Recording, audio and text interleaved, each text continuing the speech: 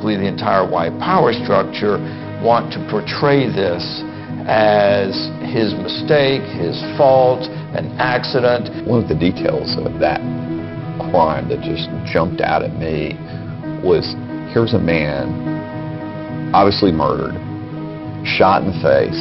The sheriff said that he just lost control, and then he was asked, the sheriff, well, what are all those pellet marks in his face? The next day, the Clarion Ledger prints an article about the killing of George Lee, but they don't think it's a killing, they think it's a car accident. And the buckshot in his face is understood to be loose dental fillings. So there was an entire fiction built up around how George W. Lee was killed, and as a result, it was never really investigated. The major paper here, the Belzoni Banner, and they have no entries whatsoever about Reverend Lee. George Lee was a very prominent member of that community. Surely the next week we would have all kinds of coverage of this awful crime. There's not a word about him. I looked in the next week, nothing. The week after, nothing, not even an obituary. And this is in his hometown newspaper, so you can see how some people just wanted this to go away. Details about Reverend Lee's death were fictionalized, and witnesses were kept silent in an attempt to make the murder go away quietly. Nonetheless, a brave few saw to it that the crime remained on the country's collective conscience. In Mississippi, what you find is a hardening of sentiment against African Americans.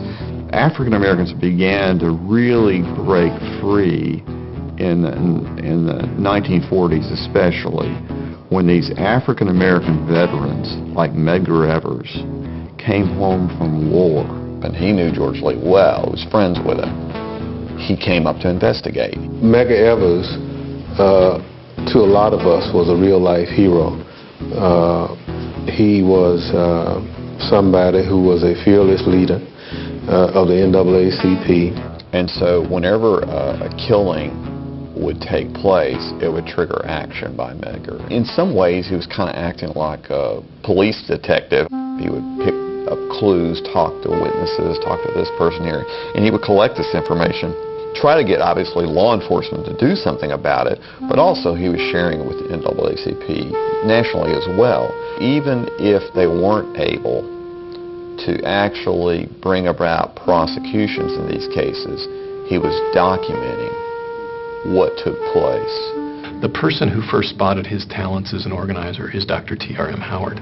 Another civil rights leader to speak out and draw attention to the murder of Reverend Lee was Medgar Evers' mentor, Dr. T.R.M. Howard.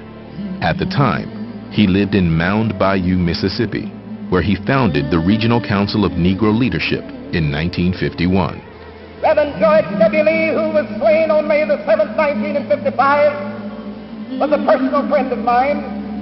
It grieves my heart when I know that these things can take place in the South, and while these killers are widely known in the communities where these crimes took place, up until this very hour, nobody has been arrested because of the death of these men. Therefore, I think that we should stop going across the sea talking about men's inhumanity to man as long as we have these damnable crimes in Mississippi and the rest of the country. Everybody was just distraught like me and just couldn't believe it, that this had happened, What we are talking about in this point in time is terrorism.